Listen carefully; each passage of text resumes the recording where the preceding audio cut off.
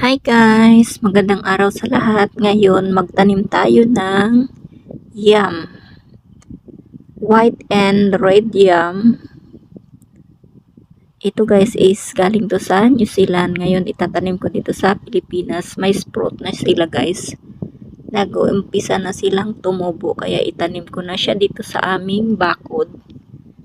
So, let's plant yam guys. Ito yung sa gilid ng namin. Sa gilid ng aming pinch, dyan ko siya itanim. Kasi yung lupa dito is malambot at saka sandy soil siya. Yan guys, samahan niyo ako magtanim ng red yam at saka white yam. Katabi dyan sa ubi na tinanim ko noon, yung purple ubi.